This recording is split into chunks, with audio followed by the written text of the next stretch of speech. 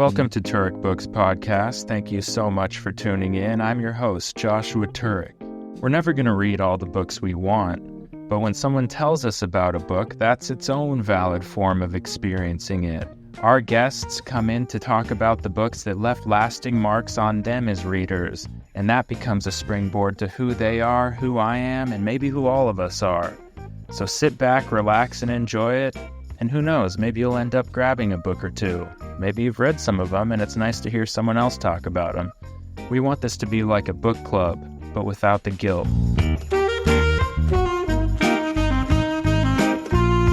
Thank you for tuning in to another episode of Turek Books. I'm so excited for our guest today. She's a writer, a friend of mine, and one of my all-time favorite people on the internet, Jamie Lynn Harris.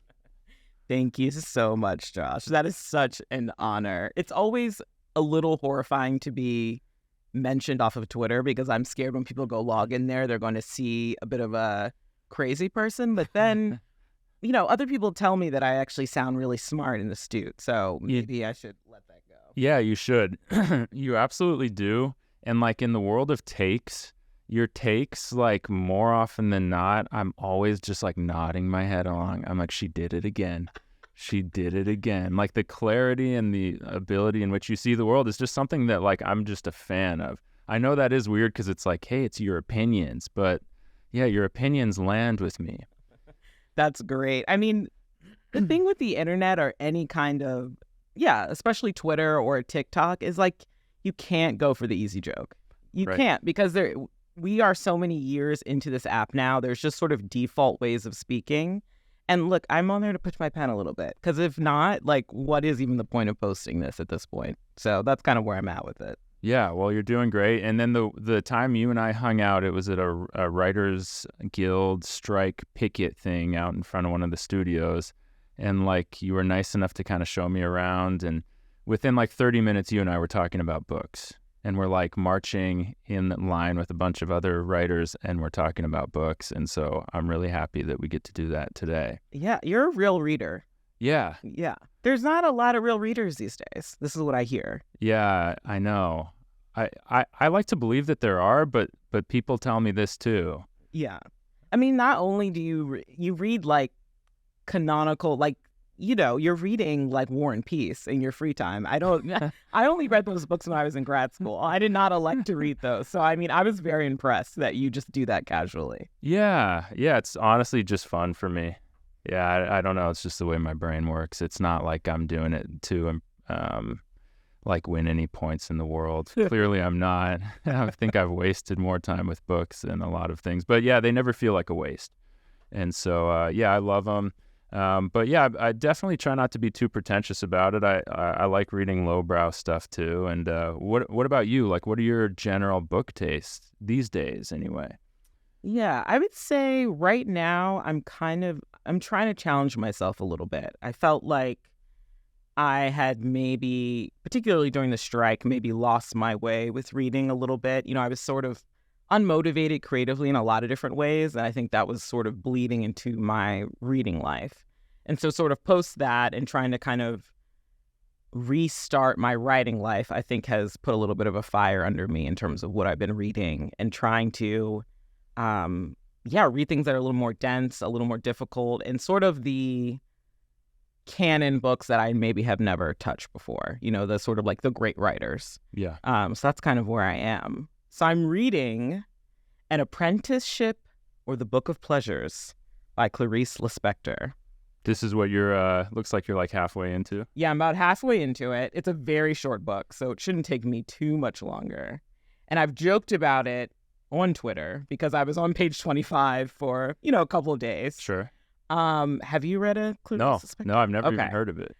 She is like, if you are like a Sylvia Plath,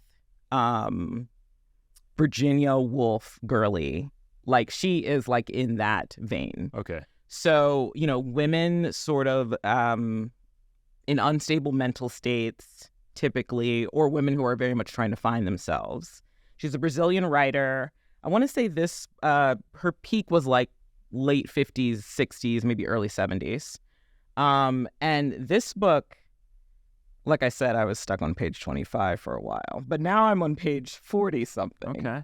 And let me tell you, it really clicks as you go along. And I think as a writer, you are so deep into... So let me sort of give you the basics of it. Basically, it's a young woman. Her name's Lori. She's a school teacher, and she's basically met this kind of like sexy, maybe slightly older professor of philosophy named Ulysses that she is developing a romance with. And it is not plot-driven at all. It is so deep inside this woman's consciousness of her sort of waking up and finding herself, not only through this love relationship, but sort of really embracing what it means to be alive. And it's, it's dense, not much happens, there's not a lot of dialogue. It's really just her internal monologue for most of the pages and her realizing things. And it is really... it's kind of starting to stir my heart. Like I said, it took some time, but it's starting to really get in there. Yeah. In which regard? Like what was it that sort of struck that match? Yeah, I think it's the embracing of life. I mean, I love the love story part of it. I love love. I love romance. I mean, all that's great, but it is about someone who's really been sort of asleep in the way she describes herself. And this romance is having her wake up. Right. And really take charge of her life in a way that I would not say I have a problem with, but anything that I feel like creatively I'm in a space where I want to be woken up. And so this is sort of tapping into that for me emotionally, of that feeling of a life experience really getting you there. In this case, in her just sort of generally living and being excited about, the day-to-day basics. But for me, I'm like, this is like waking me up creatively. And so I feel like I'm kind of mirroring her journey while reading it so far. That's so cool. Yeah. It's anytime you have those kind of spiritual experiences with a book, it's very special. Yeah. And anything that like gets that spark going and perhaps like the rush that follows. Absolutely. And it's so interesting how in so many books, it's like someone's passion for another human being. Yeah. It's like, is it really that simple? Exactly. And this is exactly what the book's about, is that it is so much bigger than the romance. Right. And that's what if someone were to describe it to you, I think my knee-jerk reaction would be like, okay, a love story and sort of not much happens. Cool. But knowing what it's really about, internally for her, it's a really special book. And, anytime you're reading anything in translation, because she was a Brazilian writer, so she wrote originally in Portuguese, you can feel the translation, but you can also sort of feel that these turns of phrases are probably much deeper in Portuguese than they might come off in English. Yeah. Yeah, isn't that interesting where you're like, so the translator chose that word for that word. Exactly. You know what I mean? Because like even within English, that there's 10 different words you could choose for that word. Exactly. And yeah, what a fascinating job that is. Yeah, I find it so fascinating. I've been reading like a couple like women's obsession books. Annie Ernaux, have you read her? No. She's French. I think she won the Nobel Prize. She had a little book and she's just obsessed with this Russian diplomat who's a younger man. And the whole book is just her obsession with him. And then my friend Lexi on Twitter, we became friends. Nice. She wrote a book called The Burden of Joy that came out this year. Okay. And it's similarly obsessive, but more about a breakup. And I don't know, something about each of them sort of just takes you to this like animal state of both confusion and clarity. That's like, I mean, only kind of like love and passion do in how we articulate our lives. Mm-hmm. And yeah, I don't know. I mean, there's something so cool about that. And did anyone recommend this book to you, or how did you come across it? Shout out to grad school. I went to grad school for my MFA in fiction writing at Hunter College, great school. Could talk about that at some point. But, and I was originally writing a novel when I was in grad school, but a lot of I had always been a reader, but I hadn't, knowing the quote unquote, the canon or sort of like the important books to writers, I was not super tapped into at this point before I started grad school. And when I got there, I remember it felt like everyone, it was probably only like 2 students in my class, were like Clarice Lispecter like heads. Like she was just like the apex writer for them. And I would just, nod along and pretend like, oh, yeah, totally. Like I'm doing right now. Yeah, exactly right. Never heard of her. All right, go on. But she's a whole thing. A whole thing. I found this out in grad school. And then I never actually read her. And then, it was just on the list, basically, in the past couple years. And I was like, let me finally pick one up. And it was for sale at the airport. Okay. Which is like a strange place to find a book like this. That's not like a bestseller. Yeah, that's in translation. I mean, that's not like a household name in any real way, unless you're like, a literature person.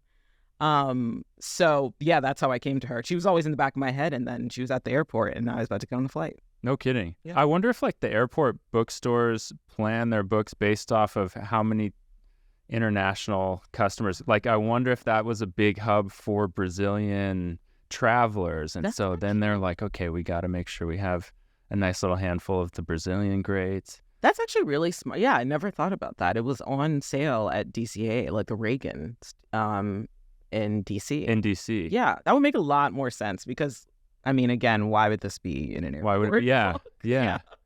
Wouldn't be in Burbank, probably. No, probably not. Cool. Yeah. Okay. So you found that one in an airport. Yeah. Do you have any favorite bookstores in LA or in the world? Oh God, I feel like this. You don't have to either. I have bookstores.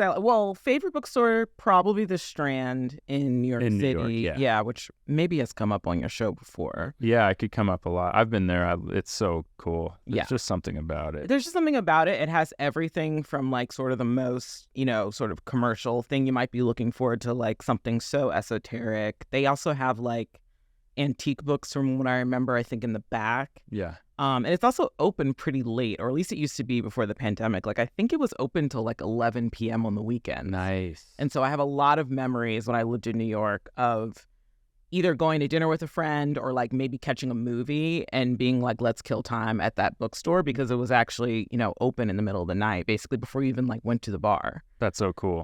Yeah. So that's pretty formative. It's smart too. Like, get me while I'm a little delirious. Exactly. I'll buy. I'll buy. Yeah, I'll spend $20. Like, so I'd say that's a favorite. Yeah. In LA, I have not explored as much. I feel like I'm mostly going to Barnes and Noble. Fair. Yeah. Fair. Barnes and Noble has its charm. Yeah. Don't. Definitely does. I don't knock Barnes and Noble. Yeah. And I'm a Kindle person. You are. Are you a Kindle person? I'm not a Kindle person, but I'm Kindle friendly. Okay. Yeah. I come in peace. Exactly. Cam and Pete, who came on the show a couple episodes ago, their best argument that lands with me is that Kindle mimics scrolling on your phone. It does. So you get to kind of like feed that addiction, but actually do it in a way that benefits you. Yeah, I think that's a really good way to put it. The other thing is I have what draws you toward it? Yeah, I have Kindle rules, definitely. Like, I would never read like a Clarice Lispecter on the Kindle. Okay. I think because the sentence structure, there's all run-ons, or they're grammatically correct. They're all extremely long sentences for the most part. The imagery is very dense. I have to read like a quote unquote easier book on the Kindle. That's my strong rule about it. If it's challenging, I kind of need to buy it because I need to flip around and engage with it, I think, in a more tactile sort of space. Yeah, when it's difficult, you get to like tension squeeze it a little bit. Exactly. Tear up the pages. Yeah. Yeah, that makes sense. Yeah. So the Kindle's for fun, the paper's for work. Exactly. Yeah, so I've read like, and I do audiobooks similarly. Like, it has to be a light topic or it has to be like A Song of Ice and Fire, so the Game of Thrones books, which are just like pure storytelling. The voices of each character are very distinct. Each chapter is the perspective of a different character. So when you're listening to someone read it out loud, I mean, it just lends itself perfectly to that. But I can't read. I'm not a big audiobooks person, but there's many books that I could not do audio. But there's, fantasy, a fun horror book like a Stephen King. I can definitely put that on audio. On audio.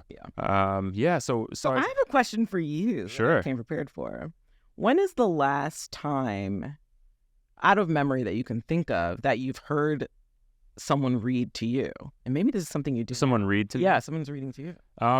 Good question. So every Christmas I buy my now wife books at Skylight in Los Feliz. They have the annex, which is all the like big coffee table books. Yes. So for whatever reason, it's become a tradition to get her at least a couple there. Like, and I've gotten her like the Ren Hang book, which is like really beautiful. He was this Chinese photographer, artist. A bunch of hits, a couple misses, but one I got last Christmas, last holidays, was a book on symbols, just the Taschen book of symbols. Oh, I know that So one. you think of an umbrella, and odds are 2 pages written very eloquently and kind of almost scientifically about umbrellas and historically are there. So it's this awesome book. I can't recommend it enough. And so once in a while when we're like trying to like phone detox, we will take out that book, flip to a random page and start reading to each other about bicycles. And we'll take turns with the paragraphs. Yeah. And it like really, it's like it annoys you for a second having to like slow yourself down enough to do this, but then you always come away with like a feeling of like, oh, cool. So I just learned that the bicycle is the most efficient mode of transportation ever invented. And you know, like all these kind of cool, weird things. So that's when. I feel like that is a great tip I'm going to bring into my relationship, is that we're going to read out loud now. Yeah. Yeah, I love that. That's so romantic. Really? Yeah, and Okay. it's like so special. It is, and it takes the pressure off having to generate your own conversation, having to make it about you, because that is a thing in a relationship. I can hear myself sometimes where I'm like, okay, like you've put a lot of you into the conversation today. Why don't we take a break on the you stuff? And by you, I mean me. So yeah, the book kind of is this neutral territory, and it's what I love about this podcast. It's like this anchor to conversation that like can kind of draw you away from yourself, but then back into yourself. Yeah, please take my tip. Yeah, Run that's with great. it I'm and check that book out, because it's like it is a special book, and it was like right up her alley. I was very happy. I was like, man, I really nailed this book this year. Yeah. Which was cool. Yes. I have a very formative last time I remember being read out loud to. Yeah, what was that experience. about?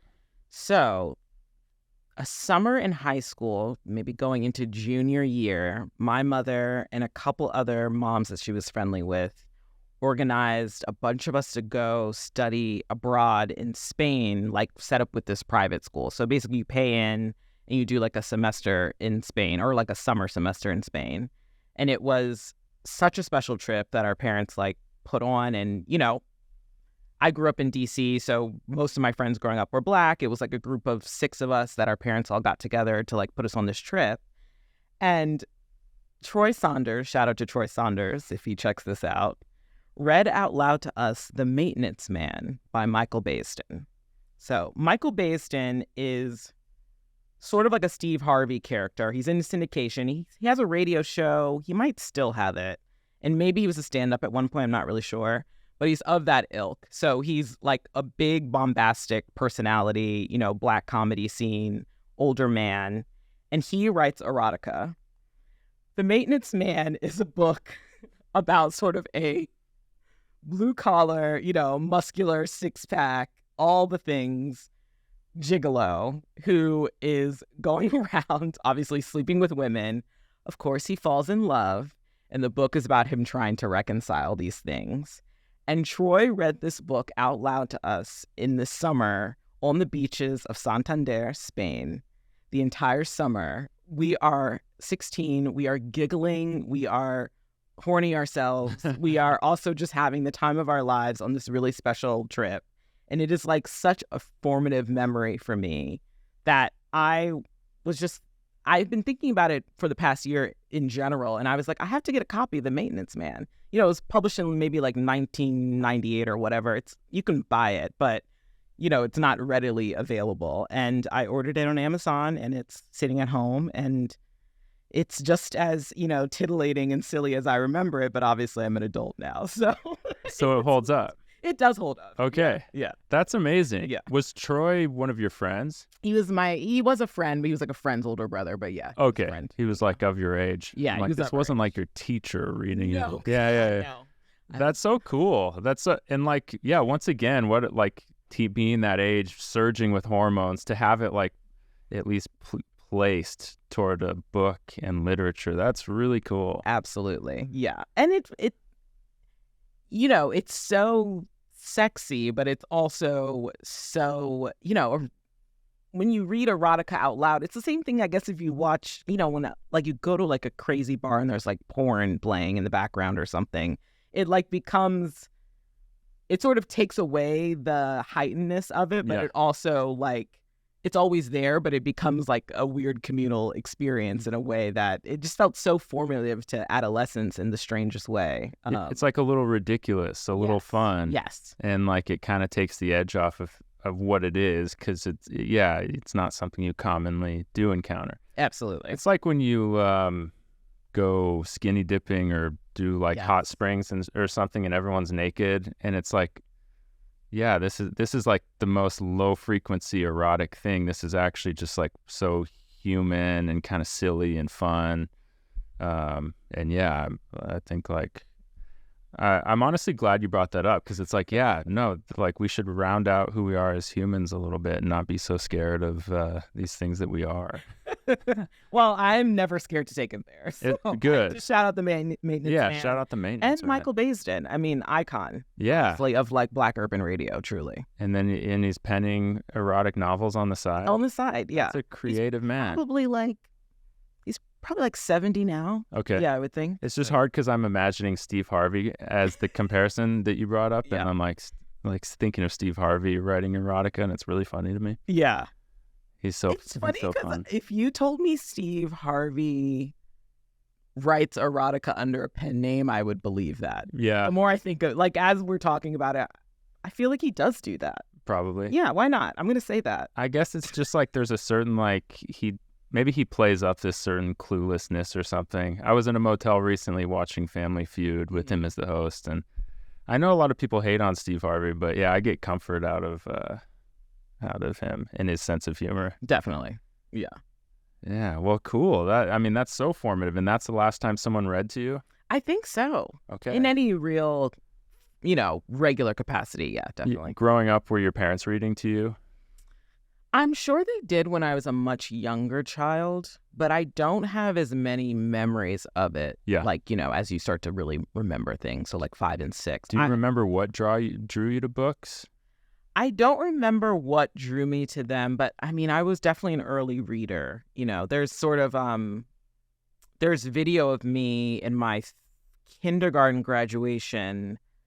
I remember as a kid being really upset because everyone had been assigned to like make these masks of butterflies and all these different kind of like animals of the forest sort of thing.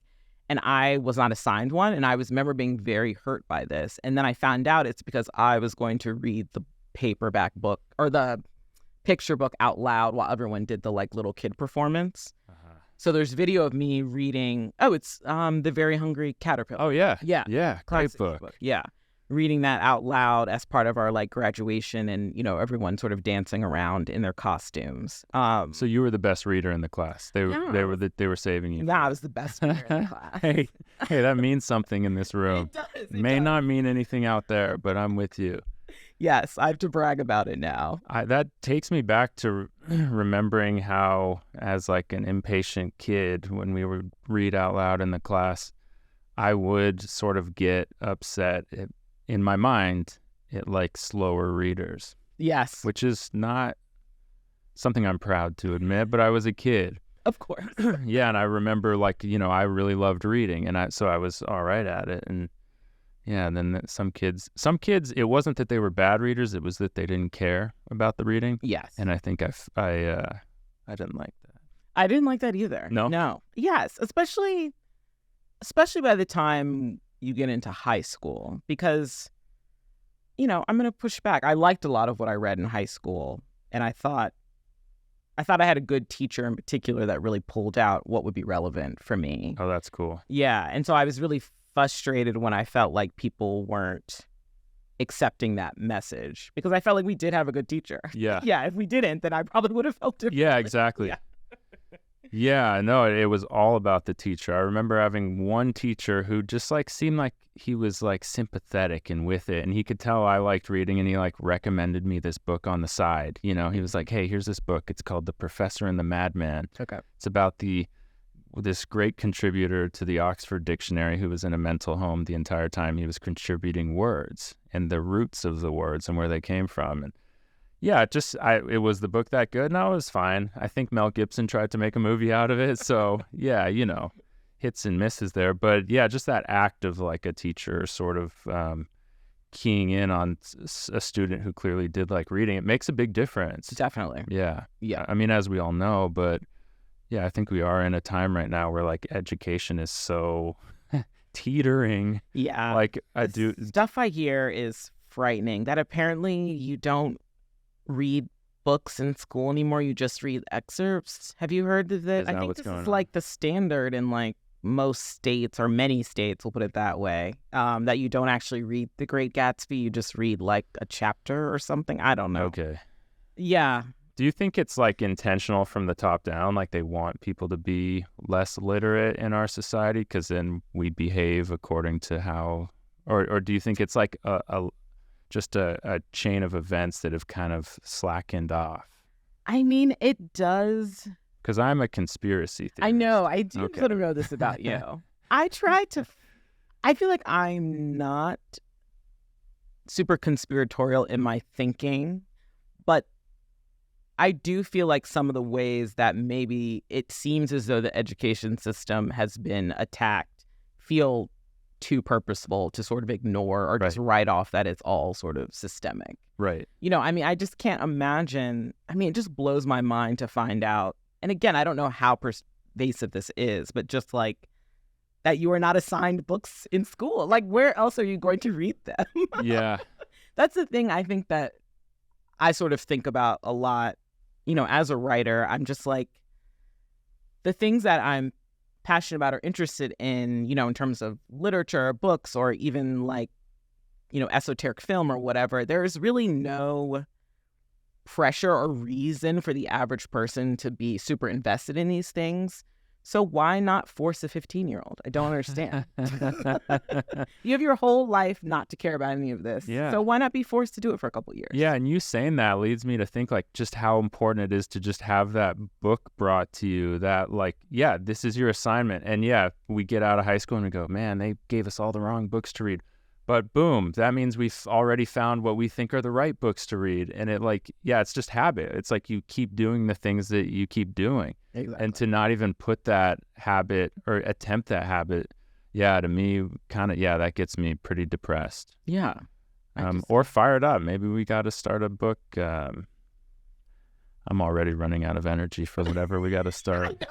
I think my job is to talk. I'm in a book club that I have not attended yet. Really? It's gone on for a couple of months. Okay, couple of months. There's still time. Shout out to Nadra for inviting me to her book club. Yeah. Because every time it has happened, I somehow have needed to be out of town. But I do have that feeling where like I got to start something. I got to do something, and then I'm like, oh yeah, I am in a book club. Yeah, you're like the mysterious member. Exactly. You're gonna come in with like your one hot take after months of not showing up, and everyone's gonna be like, okay, she was out. Exactly. I'm actually hosting the June one because we're gonna do it in Griffith Park, and I live right by it. Okay, so you can't escape. I know, but it is gonna be funny because I'm hosting it, and I haven't actually said hello to anyone in the book. Well, that's cool. As the host, it'll kind of make you have to talk to everyone. Exactly. All right, cool. Well, yeah, I see you brought another book. I'm curious what you got under. I did, although I don't know if I have anything that smart to say about it yet. Not smart, but what about emotional? Yes. So it's Passing by Nella Larsen.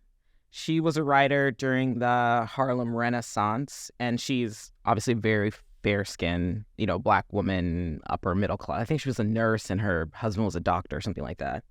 And it was also made into a movie pretty recently. That's a great film, but it's about a woman who runs into an old friend of hers who's been passing for white. And the woman who's passing for, her name is Clara. So it's Clara and Irene. Irene is they're both Black women, but the Black woman who is living as a Black woman. And Claire is living as a white woman. And they keep passing each other in life, and it's like sort of all of their experiences in how they perceive each other. It's close, what would you call it? Close third, or no, maybe it's first person. I can't remember all of a sudden. In Irene's perspective, the woman who is living as a Black woman. And it's a really homoerotic book, which is it's clearly very intentional. It's not sort of just me bringing a queer reading to it. But Claire's whole thing as she's passing is the way that she sort of talks and relates to Irene is very homoerotic and racial. Like she misses being Black. That's part of her problem or part of the story. But the way that she identifies with Irene and like identifies with being Black is like also like very sapphic. Like it's very like it's a bit of a lesbian novel too, which I knew was part of it, but I didn't realize it would be sort of front and center. Yeah.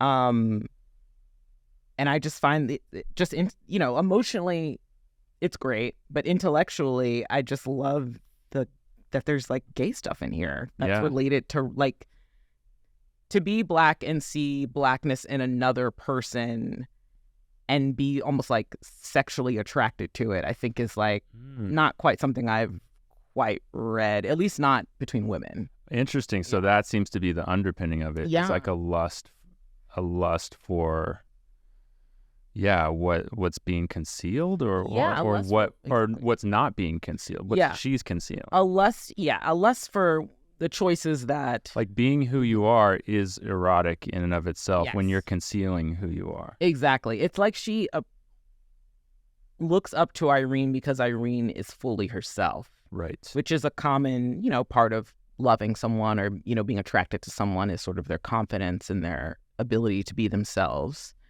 But it's this other, it's more intense than that because it has sort of a slight sexual romantic element to it. And what she likes about Irene is that Irene is happy being Black, during this time. Irene, so part of this is that Irene could pass. I might have left that out in the description. It's pretty key to this whole story. Oh, I think the first thing you said was that, Good. Is that, they're both women that basically look the same for the sake of this sort of passing thing. And right. Claire is looking at Irene and is just like, you're so happy being you, when you actually do have other choices you can make. And yeah, it's... When was it written? So Harlem Renaissance time. I want to say... So it was written in the time. Yes, in the time. So like the 20s, are we talking? Yes, 20s, maybe early 30s. Early 30s. Let's see. Oh, 1929. Okay.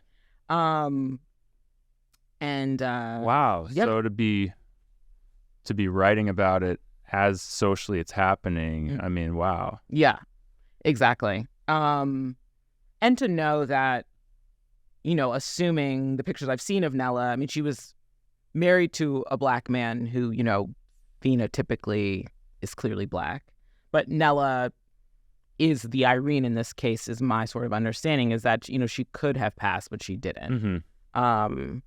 And she's saying, like, owning who you are, even at the cost of an antagonistic society, is still allows you to kind of spiritually flourish. Yeah, and self-actualize, definitely. And self-actualize. Yeah. And I have I don't know the ins and outs, but I have like a lot of family on my mother's side who passed for white that like disappeared. Really? Yeah. So I'm just sort of interested in that history, although they left. So I don't know anything about them really, but I have pictures. No kidding. Yeah. And so that's part of me. And my mother's side is from Harlem as well and like was very much in that time period. So that's kind of what brought me to it. But it's also like kind of she won like a big award for it at the time, Really? So like, yeah, but it was like, it's like a little bit of a forgotten classic sort of, but yeah. Yeah, I've never heard of it. And it like instantly, man, the symbolism of all of it, obviously the cultural relevance and the need to hear all of these stories. But wow, yeah. I mean, just the way it all lines up. What a perfect like plot. Yeah, it's a great plot. And it's like, the opening is so good. So it's Irene, the woman who is living as a Black woman.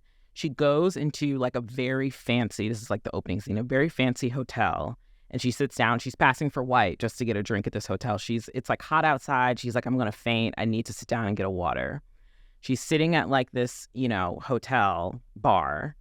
And this woman, she sees this other white woman, a couple tables down. And this woman keeps staring at her. And so when you're in those first pages, she's so scared she's about to get called out for being Black, and she's going to be embarrassed, and ushered out of this hotel. And the woman comes up to her and is like, I know you. And she like realizes that it's Clara, her friend from growing up that had long passed. And it's just it's a good book, not just sort of on an intellectual, all that stuff is great, but like it is plotted and it does have off the bat, you're in this tent scene where she's like, I just want to sit in this hotel and be left alone. And so it's great because Irene does do the passing thing, which many people used to do, just to go into a shop or like to, grab a drink when you want one and not be challenged. But it's not the same as, taking up as her whole identity and her whole life. But the misdirection of that scene is so powerful. It's great. She thinks she's about to get in trouble, and then the person who says hi to her is also Black. I mean, it's great. Kind of, God, what amazing writing. Yeah, it grabs you from like the first 10 pages as a result. And it's all those kinds of encounters over and over again, throughout their lives, basically. Yeah. Okay. Yeah, it is really interesting kind of in older books, too. You were talking about like the sapphic tension or like homoerotic tension where you're just like, oh, yeah, if this had been written like 70 years later, these two would just be in love or something. Yeah. On the Road was like that. I don't know if you ever read that. I have. Yeah, Jack Kerouac. All of those guys in real life were in love with each other.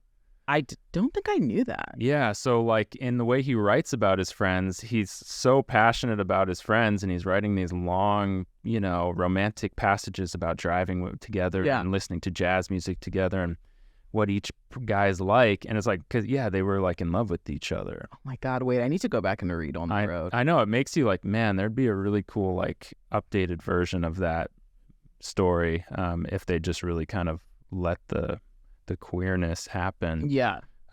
Because like that's what that, and then the passages about women, they don't ever like stick out in your mind. That's so funny. Okay, I need to go back and read On the Road. I mean, I don't love the book particularly. I actually just find that part most interesting. Right. Yeah, I mean, it's fine. It's fine. Everyone has their feelings about it. Of course. Also, one of those books that like when Instagram first appeared, it was like you just kind of always saw it as though it was like this sort of sexy thing because the idea of it is sexy, but definitely. I don't think the book itself, in my opinion, is all that compelling. Right.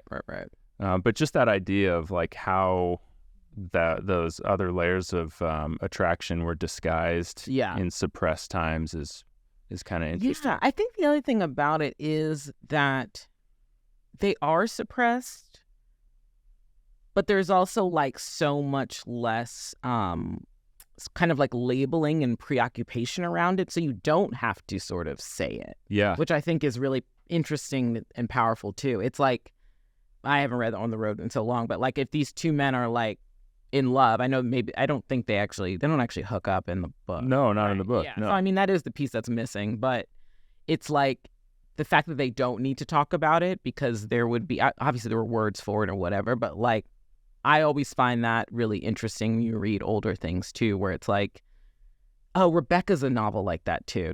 What's Rebecca? Daphne Morin? I don't know. I've heard of it. Yeah. I think even Great Gatsby, like the narrator is gay. Yes, right? Definitely. Nick.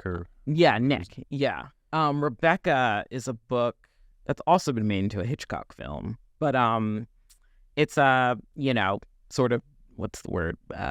Homely, like young woman in like maybe turn of the century. I can't exactly remember what decade it is, but she's like, she's the companion to like a really rich woman, and she meets this really rich man whose wife has died. Her name's Rebecca. And the man just sort of like immediately marries her. She's kind of a country bumpkin, or like she's like an orphan of some sort. So she doesn't really know what she's in for. And she ends up at this huge manor house. And you kind of find out that Rebecca, the wife who has died, well, you find out a lot about her. I'm going to give away the whole thing. But you find out that Rebecca and the housemaid were clearly like dating. Okay. Yeah. Yeah. And like we're having this like torrid love affair that like it's all in there. You know, I don't think there's any version. I don't think you could read it and not pick up on it. Like, it's not subtle at all. Yeah.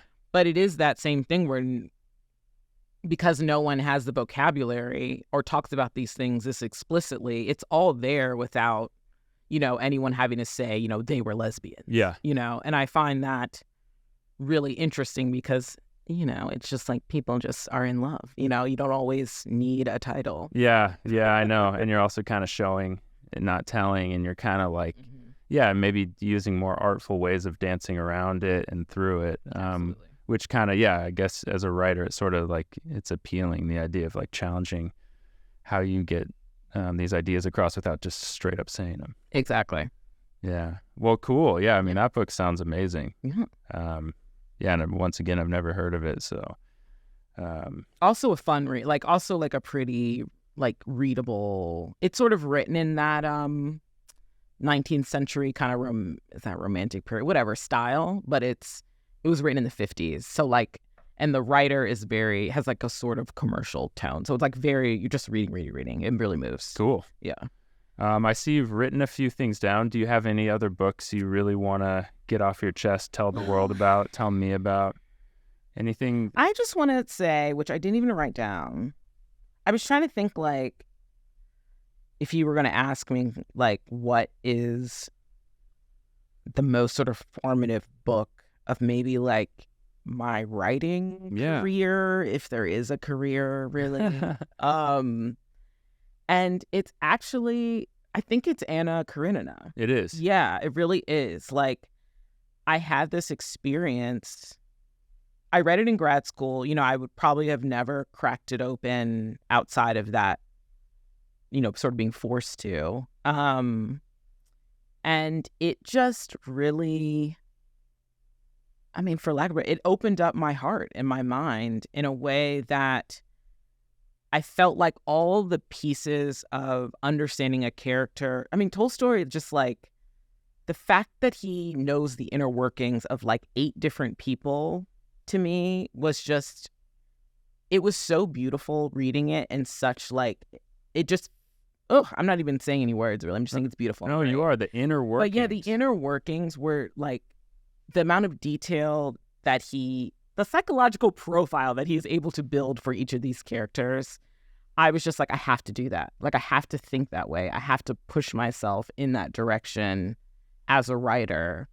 And it blew the whole thing open for me, you know, in terms of like, everyone's like, character is the most important thing when you write. And it's like, people can say that, but until you really, and all good books have good characters, whatever, but like, until you really find that book that really hits that home for you, I think it doesn't all sort of really click. Yeah. It just sounds like a nice craft thing people say. Yeah. I'm glad you brought that up, because I think that's what I had finished right before you and I met. Yes. And like, I think it's my favorite book of all time, Anna Karenina. For all those reasons, the inner workings. Yeah. My joke is like, how was it tiring knowing everything about humanity and in our wants and needs and what motivates us to act and not act. Yeah. And yeah, just like, and also the thing about Anna Karenina is it's a fun book. Yes. Like, it's entertaining. Yes. And yet, like, yeah, rarely will you find such an intimacy with characters in any other story, and the way he weaves them all together. Yeah. Yeah, it's just truly a masterpiece, which, yeah, you can't really say about a lot of books. Yeah. But so timeless and so, hypnotic almost. Yeah. Yeah, and as a writer, you're kind of like, okay, yeah, if I could find some of those edges into people and characters, and yeah, I'm like saying something about my life and humanity that feels worthwhile. Definitely. I feel like another book that really opened maybe the world up for me is I went through a period, I was a voracious reader as a child. You know, you get into late high school and like you want to go out Friday night more than you want to read. Yeah. And then I read in college plenty too. And then, you know, you start working, and, or at least for me, you know, you start working and like Netflix came out, you know what I mean? And like you just sort of spend less time reading. And then I remember maybe at like 26, I read It by Stephen King. And I hadn't really read like a novel. Like I'd read maybe some nonfiction or some little like, books that are easy to read that you get on, the main table at Barnes & Noble kind of thing. But I hadn't read like a 1,000-page book or whatever it is, in God knows when. And I remember like I was working like a 9-to-5 job. I remember being up to like 3 a.m. reading. Like when you're a kid and you're like, I can't go to sleep reading. And I was just like, oh my God, I haven't had this experience in so long. One, I got to read more. But two, wow, what a book. And what a writer. I mean, obviously he's like literally probably I think he's like truly one of the richest writers of all time, maybe second to crazy Harry Potter lady. But he like his early stuff, I mean, actually some of his new stuff is pretty good too. But like, if you've never read a Stephen King, I don't know if anyone listening to this hasn't. I mean, it's weird to be like, check him out. But, like, check him out. I haven't read Stephen King. Oh my God. My mom had like all of his books growing up too. Okay.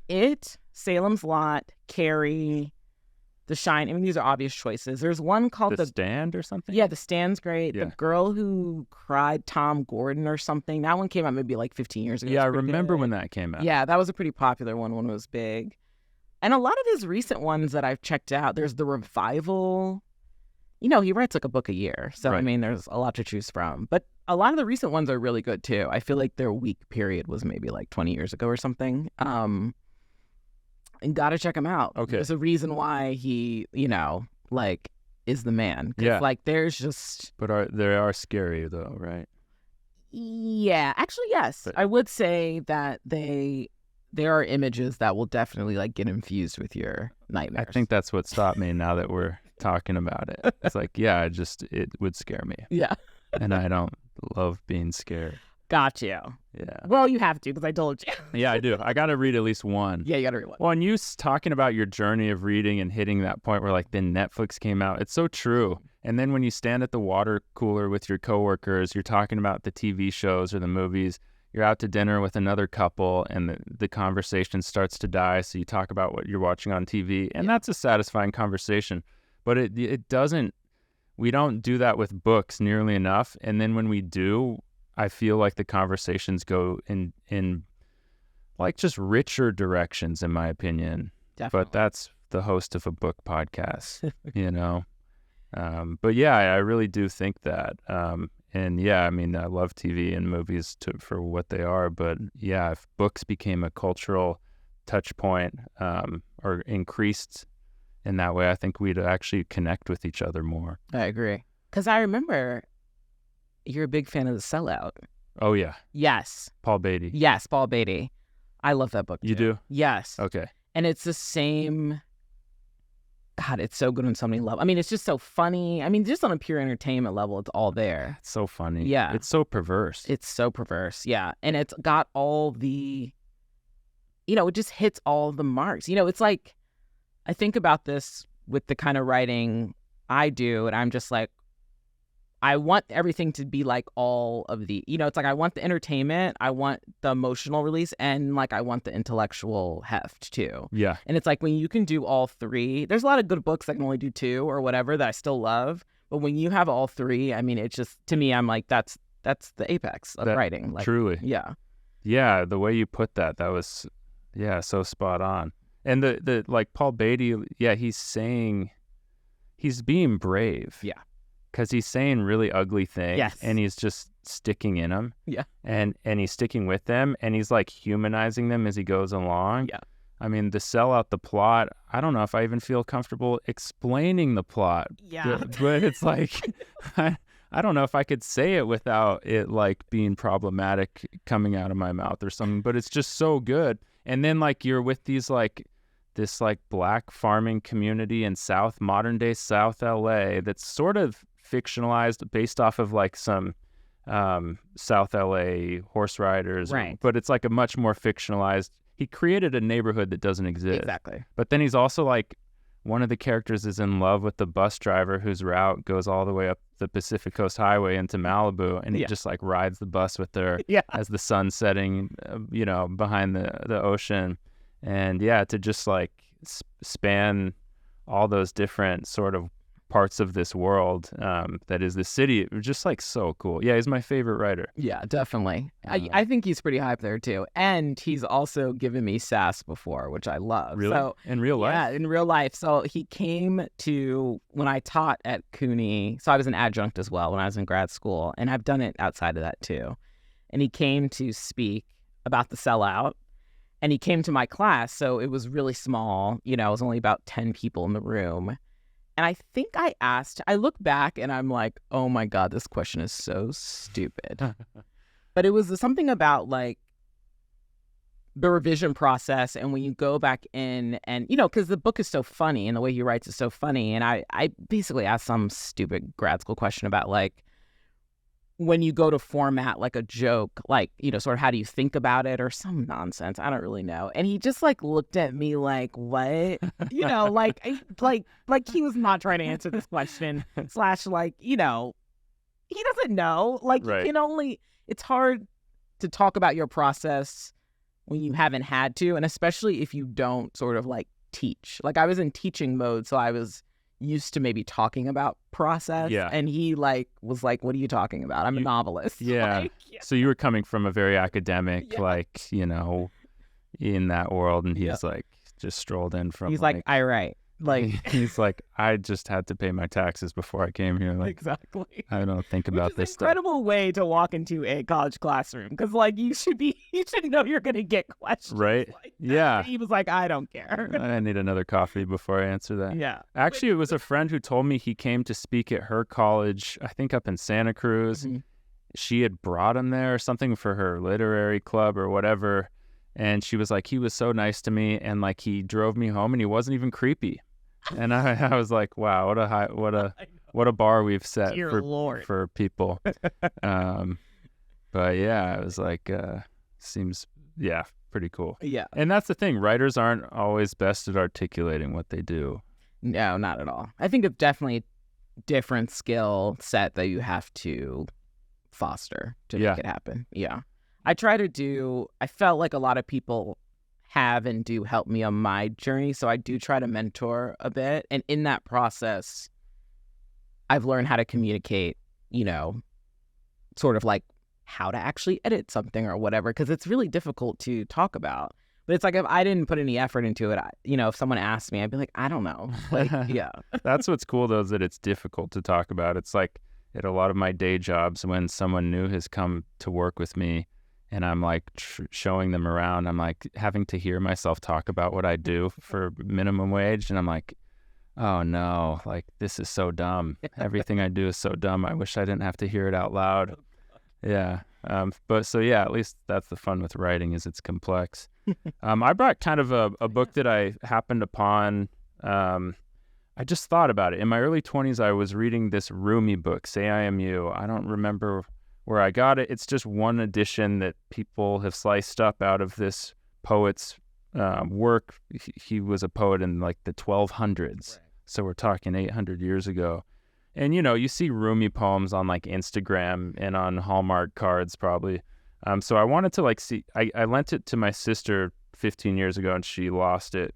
So I wanted to like see if it was still impactful because I used to like read it and try to like memorize poems. I was like, I want to memorize these poems. And yeah, I flipped through it last night and I was like, I really like this still. And I actually read a poem to my wife from here about, because it was, we're in bed with our dog and there's this poem about a dog and this guy is getting mad at this young woman who's feeding it, talking about how, why are you feeding that dog? It's disgusting.